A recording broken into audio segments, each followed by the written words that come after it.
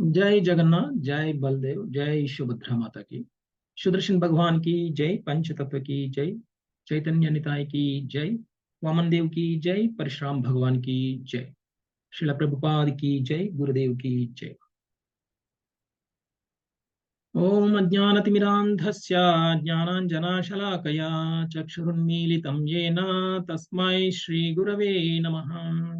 नमः ओं विष्णुपादाय कृष्णप्रेष्ठाय भूतले श्रीमते भक्तिवेदान्ता स्वामिन् इति नामिने। नमस्ते सारस्वते देवे गौरवाणी प्रचारिणे निर्विशेषा शून्यवादी पाश्चात्य देशतारिणे। जय श्री कृष्ण चैतन्य प्रभु नित्यानंद श्री अद्वैत गदाधर श्रीवासादि गौरभक्त वृंद। हरे कृष्णा कृष्ण कृष्ण हरे हरे, हरे Ram Ram Ram Hare Hare. So the chapter 15 is the yoga of supreme person, which is also called Purushottama Yoga. So today we will see the verse number 5. निर्माण मोहाजित संग दोष आध्यात्म नित्या विनिवृत्त कामम् द्वन्द्वैर्विमुक्ता सुख दुःख संगै गच्छन्त्यमूढा पदमव्ययम् तत्. Those who are free from false prestige, illusion, and false association, who understand the eternal, who are done with the material lust, who are freed from the dualities of happiness and distress, and who unbewildered know how to surrender unto Supreme Person, attain to that eternal kingdom. So today's verse talks about something different from what we have seen till now in this 15th chapter. 15th chapter is actually called Purushottama Yoga. So it is the yoga by which one can connect with the Supreme Lord. So here, to attain perfection in the spiritual life, the most important thing is to surrender unto the Lord. The final conclusion of Srimad Bhagavad Gita in chapter number 18 by Krishna is also says that Sarva Dharman Parityajya Mamekam Sharanam Vraja. Aham Tvam Sarva Papebhyo Mokshayishyami Masuchaha.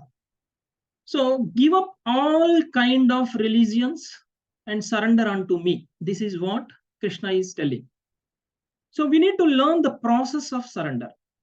And the process of surrender is told here. And there should be some qualities to surrender unto Krishna also. It is not that simple. So we need to surrender unto Krishna. So if we really want to drive a car, so what we should know basics, like which one is steering, where is the brake, where is the clutch, where is the accelerator, where is the gear. All these things we should know. Without knowing these basic things, we cannot drive a car. So if we, in the same way, if we don't know the basics of how to surrender, we cannot advance in spiritual life. So we need to know some basics. The preliminary qualifications that one required to surrender unto the Lord is mentioned in this verse. So that is very important that we need to understand to grow or to advance in our spiritual life. So the first thing that he mentioned is Nirmana Moha. Nirmana Moha. Mana means the respect. Nirmana Moha means there should not be any expectations for the respect. Generally we expect a respect because we are in moha, because we are in illusion. This is also called as false prestige, which is literally we can say it as a pride. The pride is one of the first stumbling block in our spiritual advancement. So without giving up this false prestige, it is never possible to connect with God. So this is something that we need to really understand. So we may not be, knowing that we are really having a false prestige or not. So we will try to understand with some small story. So there used to be a small businessman, and he was having some small storefront, and he used to sell so many items in his store. And one day he came across a small village. There he saw a nice sculptor who actually makes a wooden carvings. Then, being a businessman, he got an idea that he should buy these carvings and keep it in his store, so that these carvings get sold and he will get a good business. So he purchased some of the carvings and taken it back to his store, and he kept it in the store and started selling them. So many of his customers observed that these carvings are very beautiful. And some of them asked, where did you get these carvings from? And before even the shopkeeper answers, they try to guess, did you carve this? Then the shopkeeper thought for a moment that, why can't I say that I carved this? Who is knowing about the person who is sitting in a village who is carving all these things? So why can't I say, why can't I take credit of what a village person has done? Then he started saying, yes, I am the one who carved this. So then people asked, where did you get time from? So you have been busy all the day in this business itself. When will you carve? Then he says, no. After closing the shop, I have a lot of time. I go home and I started carving all these carvings, and then I put it in the shop to sell it. So then this is the way that this person started taking the ability of somebody else's. He is claiming himself that he is having the ability of something that he is not aware of.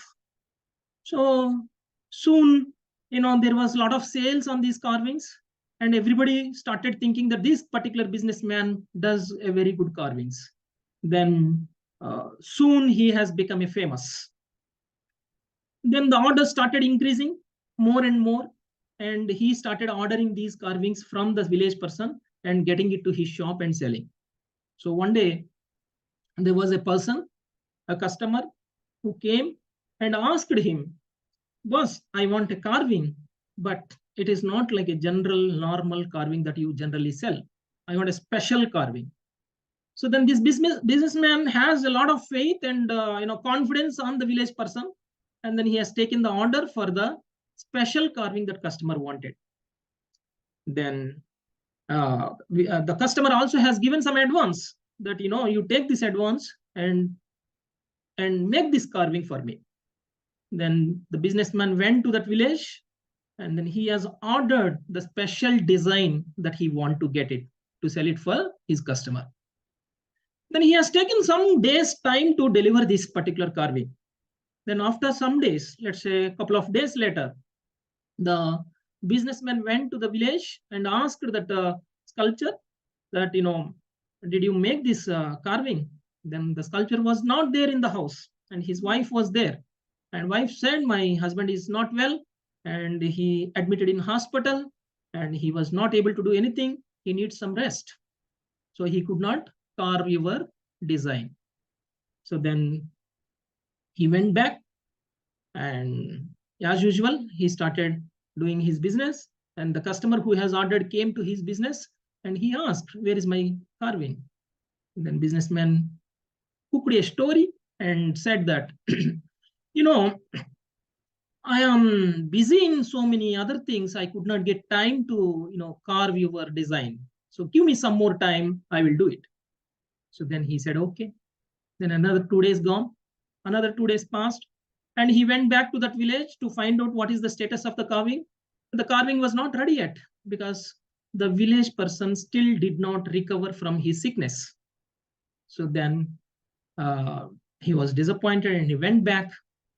And again, he has cooked up some other story and he said, customer, give some more time. Then the customer felt something is going wrong around. So he sensed that the businessman is not telling truth. The customer wanted to understand, and customer wanted to understand what is actual truth. Why is he really not delivering the carving that I am asking for? Then one day he came, next day he came, and in the evening he wanted to observe what this particular guy is doing, because he was claiming that he is busy and he does not want to deliver my item which is ordered. So then he started observing this guy by hiding himself. Then shopkeeper closed his shop and started going to the village. And even the customer also followed him. And the time he reaches the village, he went into some house. And the customer also followed him. Then he came back. He went back. After the businessman went back, then the customer entered into the house where the businessman entered, and he asked, who was that person who came to your house and asking for something? Then that lady who was there said that he is our customer who orders carvings and get it from us, and he sell in his shop. So due to some reason, my husband is sick and he is taking rest and he could not deliver some of the items that he has ordered. So he is coming here to follow up on getting the orders that he wants to get it. So then customer understood everything and he went back, and as usual, as if he is not aware of anything, he went and asked a businessman that where is my carving? As usual, businessman has said some other story for not delivering the carving that he has taken the order. Then the customer said, stop. Enough of all these things. You have lied enough with me. I know I followed you yesterday. You went to some place where actually somebody else is carving and giving you all these orders. So you have cheated me these many days and you lied with me. That means you are not honest. So you are claiming the ability that you don't have. So this is something dishonest. So then the customer said that I unfortunately found you as a dishonest person and you are not a truthful person. So I don't want to give any, dealings with you. I don't want to have any dealings with you. And I don't want to have any relationship with you. And I don't need the carving that you are going to deliver it to me. Just give me back my advance. Then the businessman feels very sorry and he was caught red-handedly. So he lost all the false prestige that he has. So he has given the same advance back to the customer. And generally, the way the customer has reacted, we also will react. No one will like to deal with a person who is dishonest and who is claiming the ability which is not owned by him. So we should apply this particular essence of the story into our own life. Krishna is telling here that we should not have false prestige. We might be saying, we might be thinking that we are not claiming anybody else's ability. Someone else's ability we are not claiming. So we don't have a false prestige. This is a general thinking of anybody. So, but actually, if you analyze ourselves that we do, whatever the abilities that we have, did we design those abilities to do anything? When we born, we don't even know what we are. First time when we look at ourselves in the mirror, we then realize that we have some 2 eyes and 2 ears, and we have a nose, we have a mouth, and we can talk, we have hands, we have legs. So these are all things are part of our body. So did we make this? No. And the moment when we look at, when a small child looks himself in the mirror, and the way he see himself in the mirror, he is very much fascinated looking himself in the mirror, and he will start making some faces. So that means we don't even know what we are born with. We don't even know very clearly that uh, we have so many things in our body, where unless we actually realize them by looking at ourselves in the mirror. So everything that we do in our day-to-day life, we claim as it is done by ourselves. Or there may be a person who is claiming that I am an intellectual person, or there may be a person who is claiming that I am a physically able person, etc., etc. So we all claim the ownership of whatever the abilities that we have, and we proudly say that I did this, and it is my intelligence. So when something works out, we say that I planned it perfectly. When something fails, we say that God has not given, or God has not sanctioned what I can do. I can do nothing. This is failed. So this is the way that we react. So it's our ability, as long as we are successful, and it is not depending on our ability. It is something else caused if we are not successful. This is how we claim. So actually, if we analyze it deeply, any ability that we have got is not actually ours. It was given by us. It was given to us by God himself. So any able person can do that.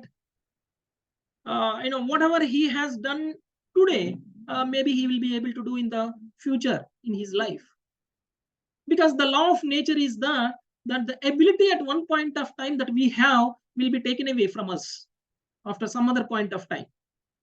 So there is a time that we will have an ability, and there is a time that we will don't have an ability.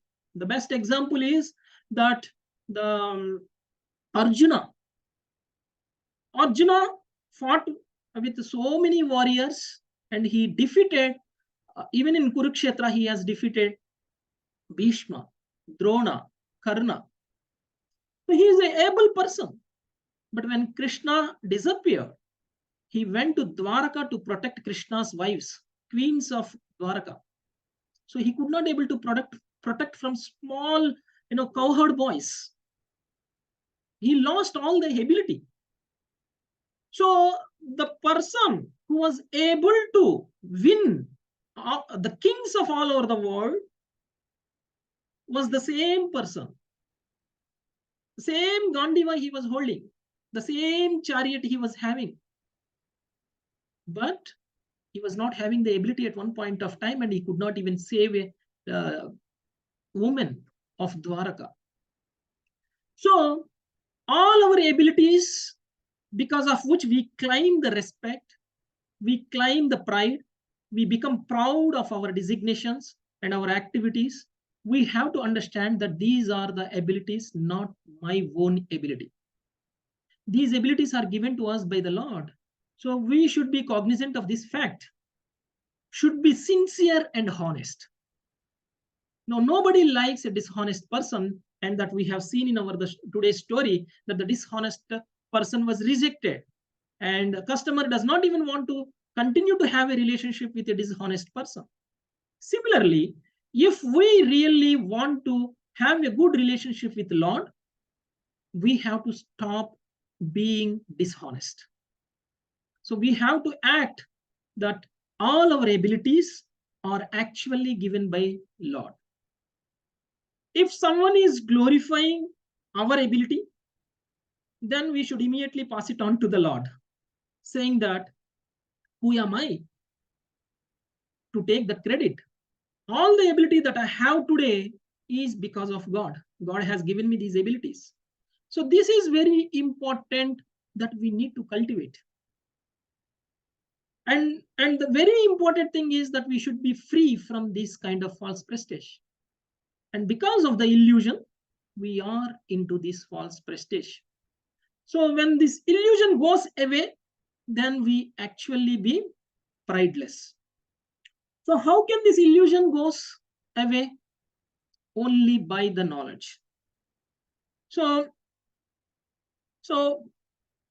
giving up the false association is also another important thing. So in the purport, Srila Prabhupada says, what is false association?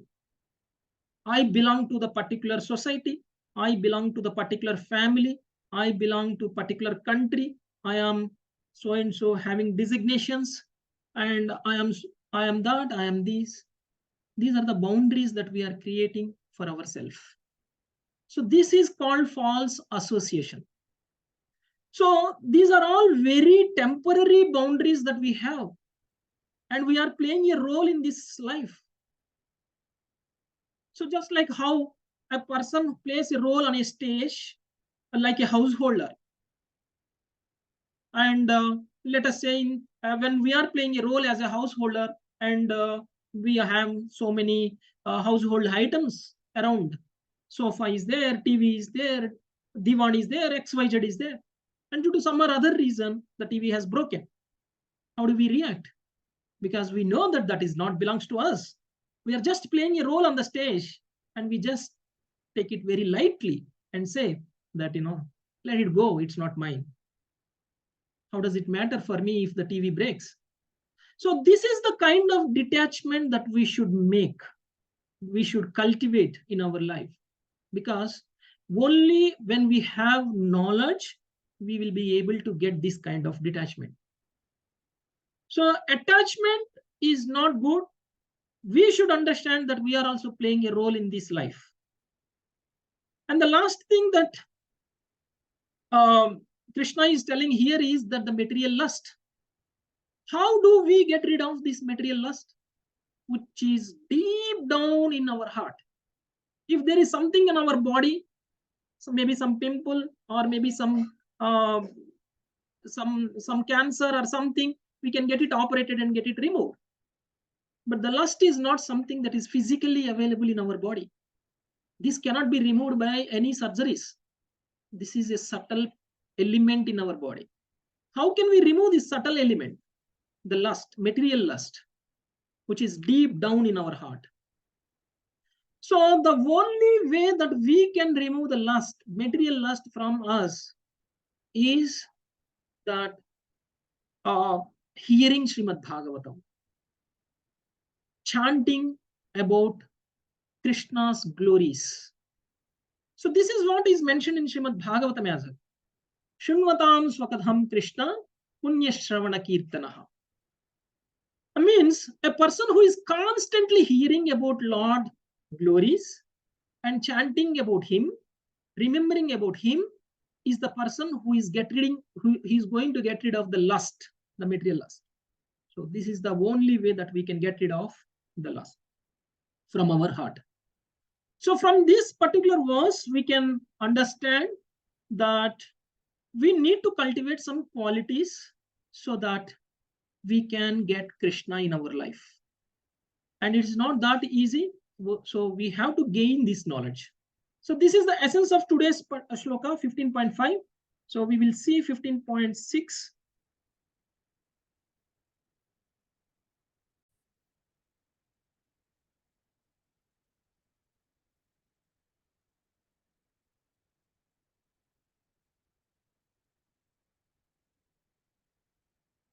न तद्भासयते सूर्यो न शशांको न पावकः यद्गत्वा न निवर्तन्ते तद्धाम परमं मम. That supreme abode of mine is not illuminated by the sun or moon, nor by fire or electricity. Those who reach it never return to this material world. So this is another important verse that Krishna is talking about his particular world, spiritual world. So far he has spoken about the material world, and he has compared the material world with banyan tree. And why he compared the material world with banyan tree is because banyan tree is the biggest tree, and even the branches look like a trunk, and even the branches are extended with the roots. So this looks like a net. And once you caught into this particular banyan tree, you cannot get relieved of it. So this is called the material world. So in this material world, particularly is the qualities of the material world is different from the spiritual world. Actually, there is complete spiritual world, but there is a cloud-like of material world in the spiritual sky. And that is called Mahatattva. And in this Mahatattva, this material world exists. And in this material world, all 14 planetary systems are there. So beyond this material world, there is a spiritual world. And that spiritual world is something that Krishna is talking about here. So you have to get out of this material world, only then you can reach the spiritual world. How do we get out of this particular banyan tree? We have to cut these banyan trees. What something that Krishna told in the verse number 2, 3, 4. So what did he say? You have to use a weapon to cut the material tree, material wall, the banyan tree. What is that weapon? That weapon is detachment. Without detachment, you cannot cut the tree of banyan. So here the description of the spiritual world is given by Krishna in this verse. Basically, why is he giving the description of the spiritual world in this verse? Is because we should get captivated by the description of the spiritual world. If we don't get captivated by the description that Krishna is giving about the spiritual world, we don't cultivate the detachment and we don't cut the banyan tree. We don't go out of this material world and we don't try to achieve the spiritual world. So what is he saying in this?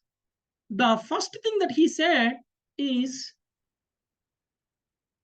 the spiritual world is self-illuminated.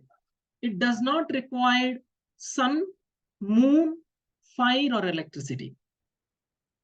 In this material world, we need sun so that we can see anything. In the daytime, we can see only if we have sun. And in the nighttime, when the sun is not there, can we see anything? No, we cannot see anything. So we need a moon. So with the moonlight, we can see something. If the moon is also not there on the day of Amavasya, so then we need some electricity or maybe some candlelight. That is called fire. In the olden days, there is no electricity. They used to have fire to illuminate their house to get the lighting. So Krishna here saying that the spiritual world is self-illuminated. And such a spiritual world, why is it not required a moon? Why does it not require a sun or a fire?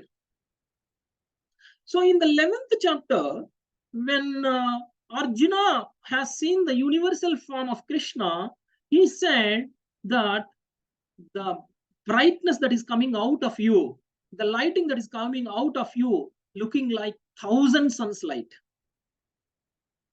That means the lighting that is coming from the spiritual world, the light that is there in the spiritual world is because of Brahma Jyoti. The Brahma Jyoti is something that the effulgence of the coming out from the body of the Lord. And this particular light is 1,000 suns light, more than equal to 1,000 suns light. So for example, nighttime, we want to see something. It is completely darkness. So what do we need when there is no light? We just, light a fire. Then with the fire, we can see something. So as soon as we get a light, then what happens? Even if the fire is there, the fire makes no, impact. So the light is having the more illumination compared to the fire.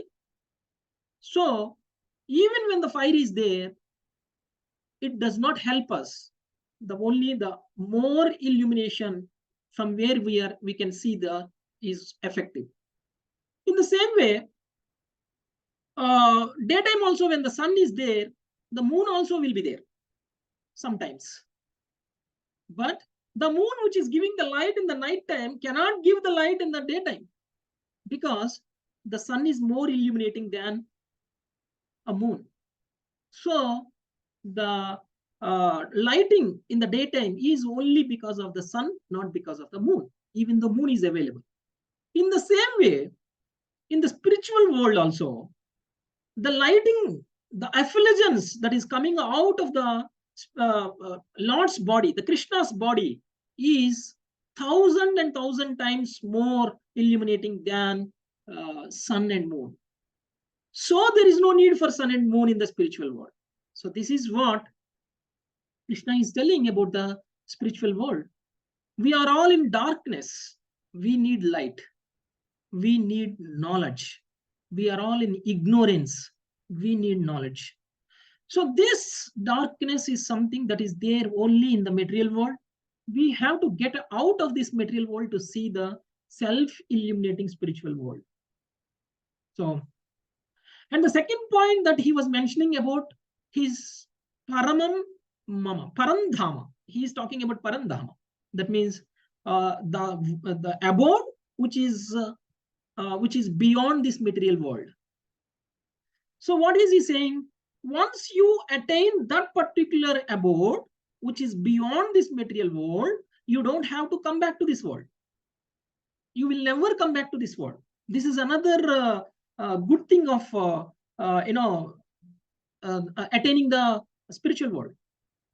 So in one of the verse, Krishna mentioned that Abrahma bhuvanar loka punaravartino arjuna mamupetyat kaunteya punarjanmana vidyate. So what is he trying to say in this verse is that in this material world, from the Brahmaloka till the Patala Loka, all these worlds are temporary. Anywhere you go, you have to come back to the Marchaloka, Mrithyuloka. That means on the planet of Earth, you should come back. So the planet of Earth is called by Mrithyuloka by Krishna. So why is he calling Earth as a Mrithyuloka? Is because we have Mrityu. Anyone who take birth will die one or other day. So Mrityu is must. But whereas the spiritual world, there is no Mrityu. That's why that is not called Mrithyuloka. So this is Mrithyuloka. So we die. We keep dying. Not one time, not two times. We keep dying. We keep struggling. So that's why Krishna said this material world as Dukkhalayam. So when do we start, experiencing the miseries in this material world? Do we think that when we grow old, we started experiencing these miseries? No. We started experiencing these miseries from the womb of the mother. From before we born itself, we start experiencing these miseries. When a baby grows 7 months, he will start, getting all the experiences through his senses. So he understands everything. Then he realizes that he is in a small bag, packed, and he will be there in that bag for 2 months. So a lot of worms will be biting him. A lot of difficulties he must be facing.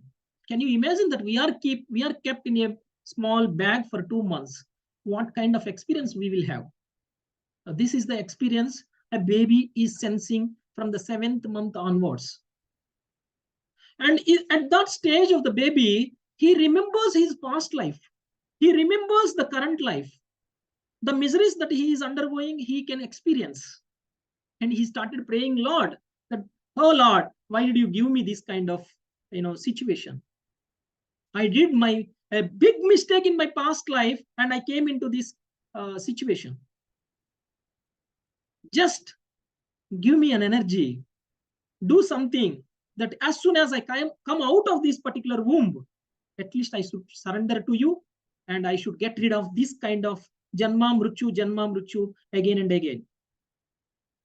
So once we experience this kind of misery, or this kind of experience, do we ever think that we want to born again? Do we ever think that we should be packed again back into the small bag? No, we will never think. But we are not realizing this, because as soon as we come out of the womb of the mother and we are exposed to this material world, which is full of maya, which is full of trigunas. So the moment when we come out of the womb, we forget about our miseries in the past. And we think that we are in a world where we can enjoy. But that is not the fact. Every minute, every moment, we are experiencing the miseries. So if you are really wise, you should attain a goal which is not having this kind of birth and death, where we don't get into a situation again, a 7 months baby feeling. So this is something that we really need to realize and ensure that all our activities, all our karmas should help us in getting back to spiritual world. So that's why Adi Shankaracharya says that Govindam bhaja modamate. So why is he saying us as a fools? Is because we are not surrendering to Krishna. We are not worshipping Krishna. So he is telling, oh fool, you worship Krishna so that you will go back to the spiritual world. And you will be getting rid of all these material miseries. That's why Shankaracharya is saying, worship Govinda. So this is the only way. You have to surrender to Krishna. We have to worship Krishna. Only then we become devotee of Krishna. Only then we will cultivate the qualities that are mentioned, our qualification for going back to spiritual world, the abode of Krishna. You can see the spiritual world behind me. There are so many Vaikuntha planets, which are all self-illuminating. And above all, there is a Goloka Vrindavan. That is the abode about which Krishna is talking about in these two verses. And that is self-illuminating and eternal world. And we don't ever come back to this world, and we don't take birth, we don't take death again and again. So this is something that he is advertising about his dhama, his abode, so that we all get captivated by the qualities of this particular spiritual world, and we get a desire to go back to Krishna's abode. So going forward in the next verses, the Purushottama Yoga continues, and he will help us understand in this particular chapter how we can attain Purushottama, the Krishna. Okay, thank you very much for patiently having this. Thank you very much. Hare Krishna. Panchakalpatarubhyascha kripa sindhubhya eva cha patitanam pavanebhyo Vaishnavibhyo. Hare Krishna. Anybody has any doubt? Any question? Hare Krishna Prabhuji. Thank you Prabhuji. Hare Krishna Prabhuji. Dandavat pranam. Hare Krishna. Hare Krishna, Murli Prabhu. Hare Krishna, Prabhuji. Hare Krishna Prabhuji. Thank you very much. Dandavat pranam. Thank you.